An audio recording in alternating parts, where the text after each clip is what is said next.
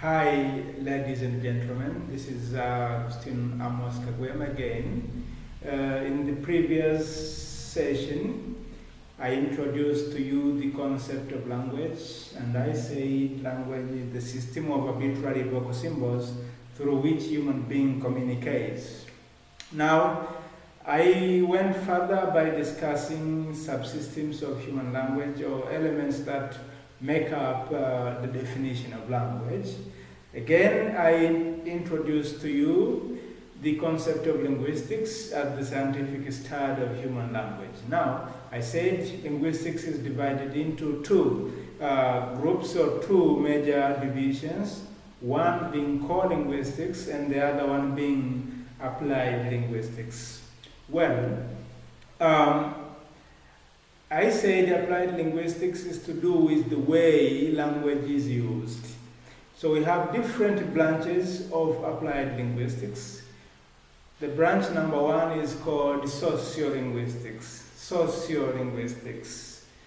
Sociolinguistics is the branch of linguistics that investigates the relationship that exists between language and society. That is to say, how language influences the society and how the society can influence language.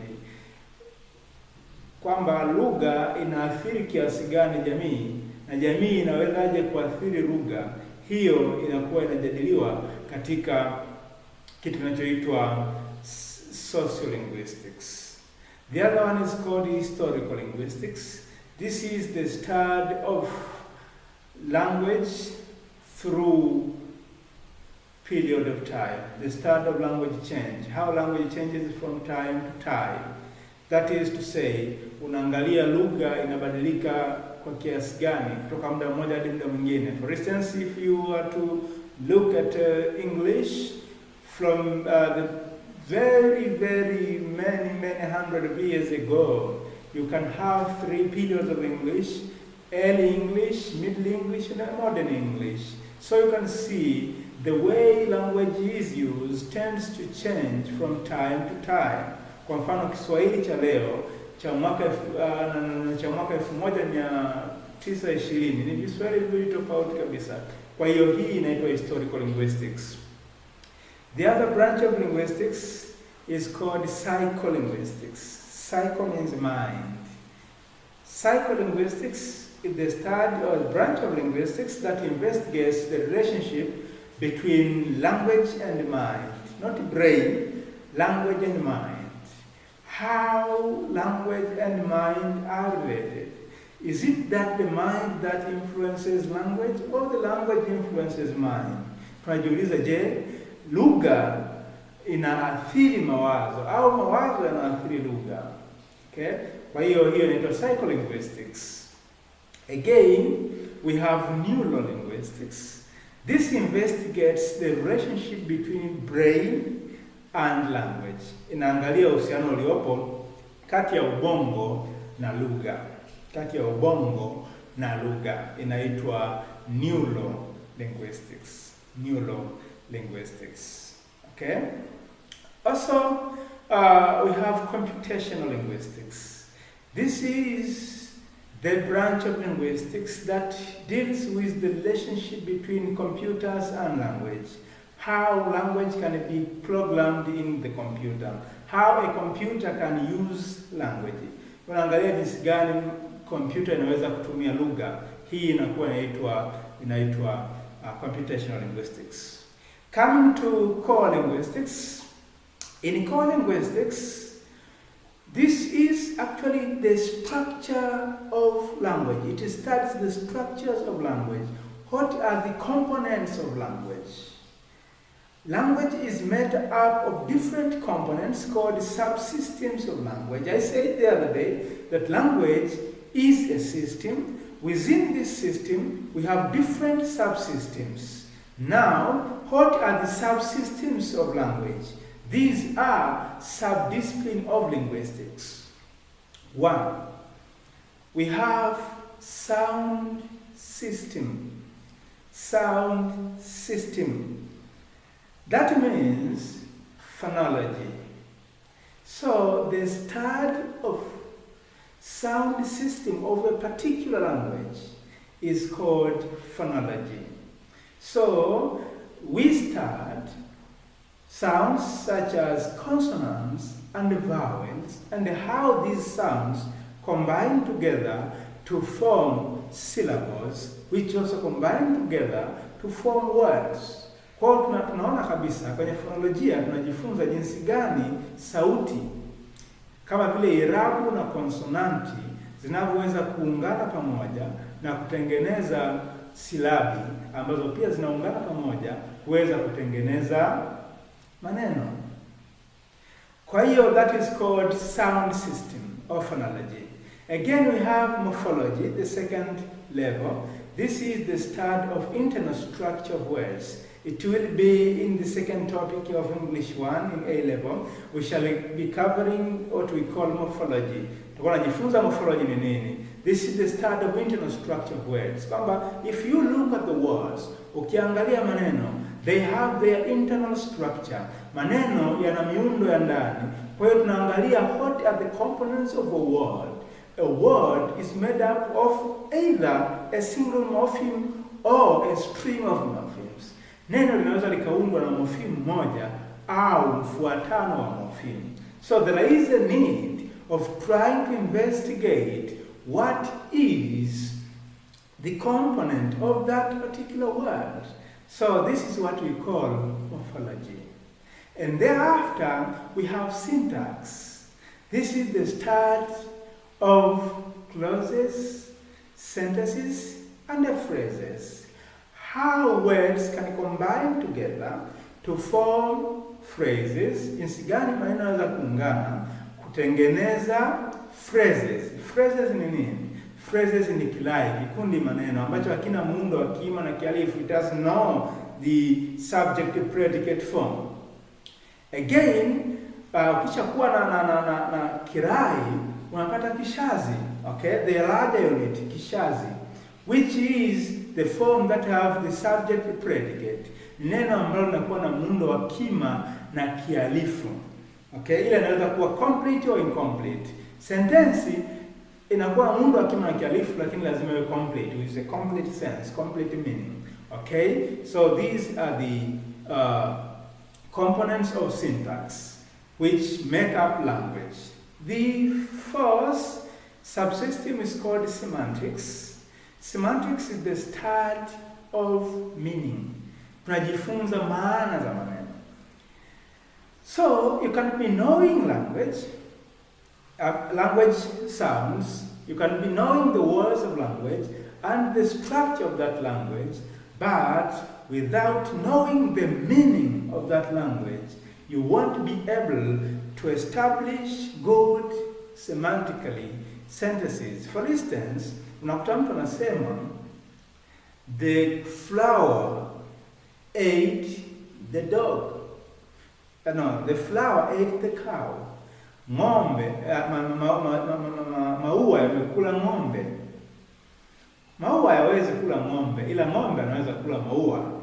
So if you say that sentence is semantically odd, kimaana haina mantiki. Kama haina mantiki, maana yake nini? You do not know the semantics of that particular language. So meaning is the most important component in a language. To add, you can have the other component called pragmatics. This is the study of speaker's meaning. Unajaribu kuangalia what is the intention, what is it conveyed by the speaker. Mzungumzaji ana convey nini, anafikisha taarifa zipi. Hii inaitwa pragmatics. Okay, that of course is not that much part of this level. If you go further, you'll be trying to understand. Now let me pose a challenging question. What do you know when you know language? What do you know when you know language? Okay, it's very simple. If a person knows language, he knows the phonology of that language, or sound system. He knows the morphology or words of that language. he knows the syntax of that language and the semantics of that language. If you know all of these components, we can say that he knows the particular language. So this is what we call linguistics. Linguistics as the branch has such branches which I have just shown to you. Therefore, after having known the branches of linguistics, again we have to move further to discuss other issues, which are very much relevant to this topic. Okay, we have just analyzed language. What is language? But we need to ask ourselves, what is the difference between language and a language? Language and a language. Language is the general system of communication used by human beings. Language is the general system of communication used by human beings is called language. It entails the means by which human beings exchange information. That how human beings exchange information, that is called language. As we have said previously, that language is species specific. It is only used by human beings. But talking of a language is a particular system of communication used by a particular speech community. Lugha maalum inayotumiwa na watu fulani inaitwa a language.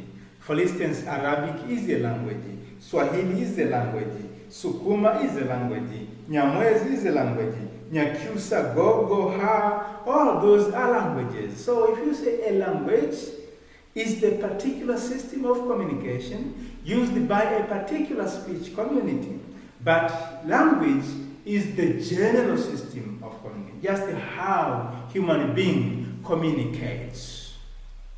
We are saying a language is a particular system used by a particular speech community. Now, what is a speech community? What is a speech community? Speech community is the group of people who regard themselves as one because they share common language. Kikundi cha watu wanaojichukulia kama ni mtu mmoja kwa sababu wanachangia lugha moja kinaitwa speech community, or sometimes it is called language community.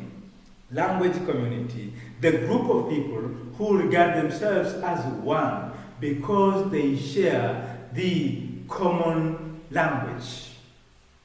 Okay? Now, what are the characteristics of the speech community? What are the characteristics of the speech community?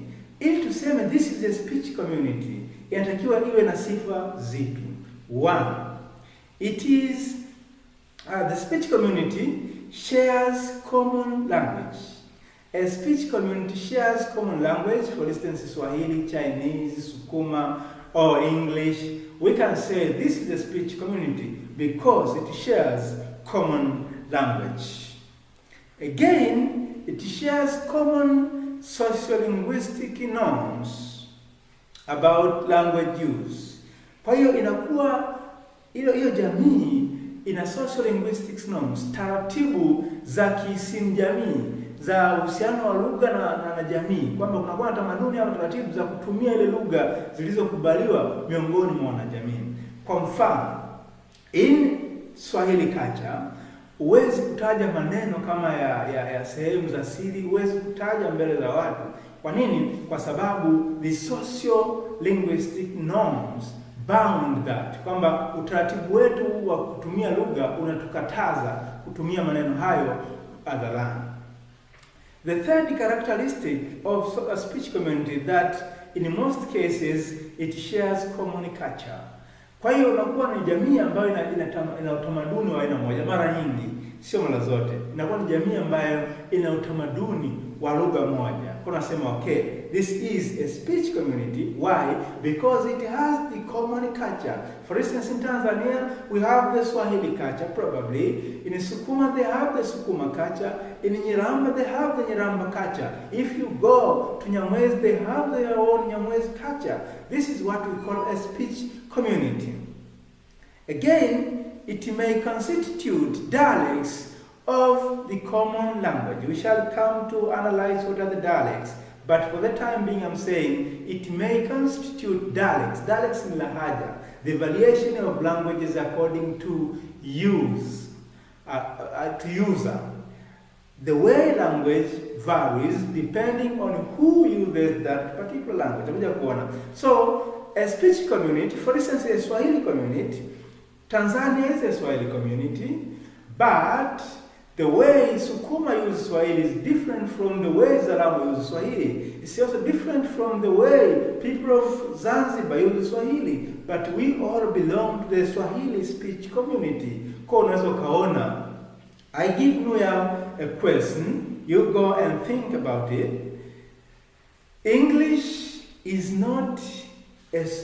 Tanzania is not an English speech community. Discuss. Go and think about it. If you have any problem, please, you can challenge or you can ask me. So, that is the distinction between language and a language, and we have seen speech community. Now, let us think of the origin of human language. The origin of human language.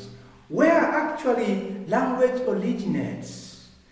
Where did language come from? Today we have language, but how did it start? That is the question we need to ask.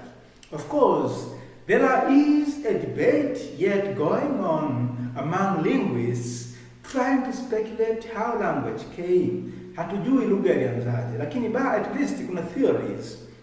Kuna baadhi ya nadharia ambazo wataalamu mbalimbali wa isimu wa lugha wanasema lugha imetoka katika vyanzo fulani fulani. The first theory is that is called the divine source. Divine source. D-I-V-I-N-E. Source. Divine source manake ni chanzo cha kiroho. Okay? Cha kimungu. This claims that language originated from one supernatural power. Okay? Lugha ilitoka kwa mtu mmoja mwenye mamlaka ambaye ndio creator of the universe and the human being, ambaye aliumba dunia akamuumba na mwanadamu. Huyu sio mwingine ni Mungu. Okay? For instance, in the biblical tradition, if you go to the Bible and read, okay, in the book of Genesis, kitabu cha Mwanzo, unaona kabisa God created Adam. Mungu anamuumba Adam and gave him ability to name things. Akampa uwezo wa kuvipa viumbe ama vitu vingine majina. Kwa mantiki hiyo, at the beginning, language started by Adam. Kwa lugha inaanza na Adam as the gift from God. But if you go to India, they have their own tradition. They have their own gods for language. If you go to every part, we have what we call the supernatural being for language. Of course, this theory is good because it tries to relate the origin of man and the origin of language. Okay? But it has some weaknesses. Weakness number one, ina mapungufu yake hii nadharia, hii theory ina mapungufu. Kweli yawezekana Mungu alimuumba Adamu akampa lugha, lakini tujiulize, this theory cannot be proven scientifically. Who can prove that God was there and created Adam and gave him language? So there is no scientific proof for this theory. Again, the second weakness, children without exposure cannot acquire language. Mtoto akizaliwa alafu akafungiwa peke yake ndani bila kukaa kwenye jamii na kusikia lugha, hawezi kujifunza lugha. For that reason, we are saying that human language is not necessarily from the divine source. Let us try the second theory. Nadharia ya pili nasema natural sound source. Natural sound source. Sauti za asili. Or sometimes it is called bow-wow theory. B-O-W hyphen and dash W-O-W theory. Bow-wow theory. The central idea of this theory is that words came as imitation of the natural sounds which people heard around them. Kwamba lugha ya mwanadamu ilikuja kama matokeo ya sauti za asili ambazo watu walikuwa wanazisikia. Watu walikuwa wanaishi porini, kwa wanasikia sauti za ndege, sauti za wanyama. Kwa hiyo wakaweza kuimitate, kuiga zile sauti na baadaye zikageuka kuwa lugha. Okay, this theory is supported by the fact that all languages today have words which are results of imitation. Kwa mfano nilisema jana au wakati uliopita kwamba we have the so-called onomatopoeic words. Kwa kila lugha leo ina onomatopoeic words, maneno mwigo sauti. Kwa mfano piki piki, mtutu. Okay? Haya maneno yanaiga sauti. For that reason, yawezekana ni kweli lugha ilianza kwa namna hii, kwa kuiga sauti. Okay? Kwa hiyo sauti hizo zilikuwa kama vile za wanyama na za ndege. Lakini je, is this theory worth enough to be trusted? Hii nadharia inatakiwa iaminiwe? We have yet some weaknesses. Weakness number one, it is bound to names. Of course, hii nadharia imejikita kwenye majina tu. Only names can be imitated. Kwa mfano, ukitaka kusema msichana mrembo. Mrembo, how do you imitate urembo? Unawezaje kuimitate? Ni ngumu, lakini ukisema piki piki una imitate kwamba ni lile kitu. Okay? But the second weakness is that it is hard to see how soundless things as well as abstract concepts could have been formed.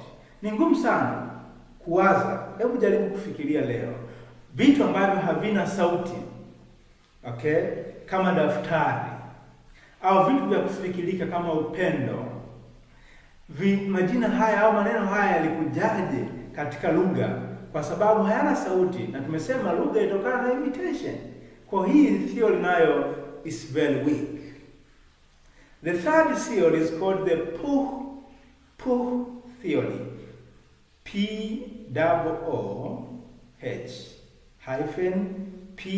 P-O-O-H theory. It claims that language must have originated from natural sound of emotions like pain, anger, and joy. Kwamba lugha ilianza na sauti za hisia. Inaweza kuwa hisia ya utamu, hisia ya uchungu, au hasira, au furaha, au baridi, vyovyote vile. Kwa mfano, wow. Haya maneno yamekuja kwenye lugha kwa sababu ya hisia. Au mtu anakanyaga msumari anasema, mama. Why? Because of natural emotions. So probably these emotional words brought up language. Kwa hii nadharia inasema kutokana na hisia hizo tukapata lugha. Lakini je, kweli? This has got some weakness as well. One, these words are not used in a conversation. Of course, leo tuna maneno kama vile wow, lakini hayatumiki, hayana maana conversation zaidi ya ku-express to feelings. Okay? Lakini pia it fails to show how complex words were formed. Ni ngumu sana, imeshindwa kuthibitisha jinsi gani complex words, maneno ambayo ni complex yalivyokuja kwenye lugha. Kwa hiyo unaona kabisa it is also not much that useful. The fourth theory, nadharia ya 4, inaitwa the social interaction source or YOHEHO, YOHE-HO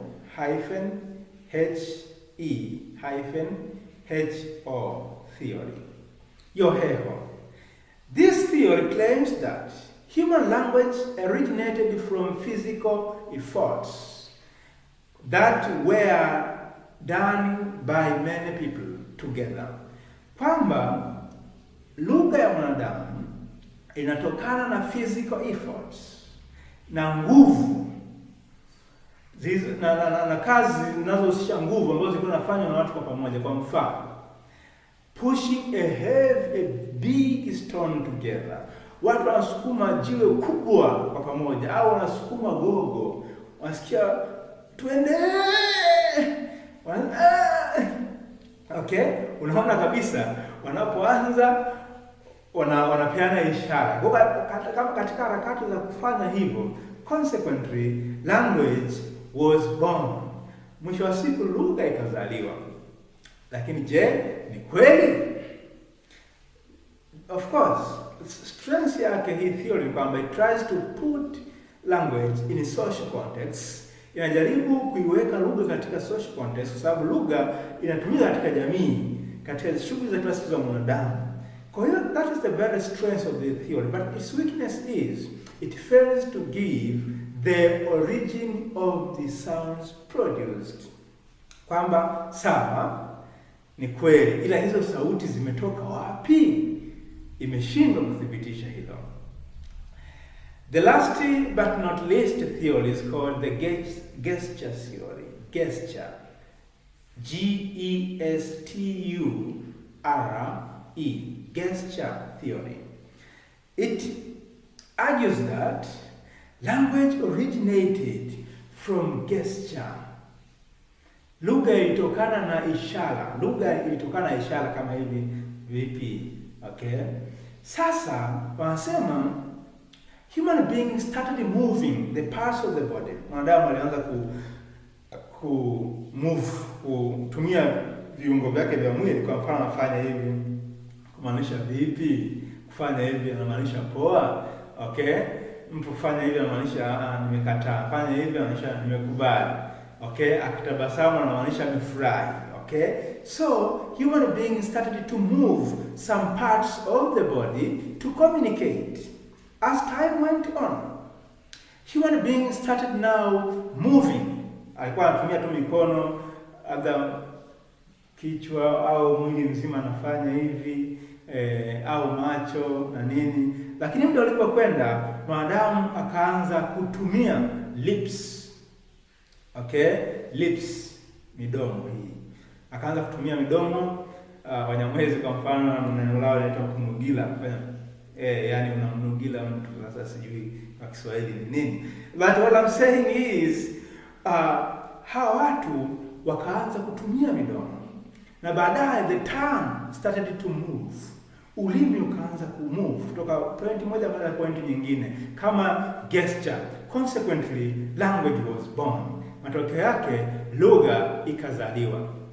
Lakini udhaifu wa nadharia hii ni nini? This theory fails to justify how was it possible for people to produce sounds later on. Kwamba ni ngumu sana.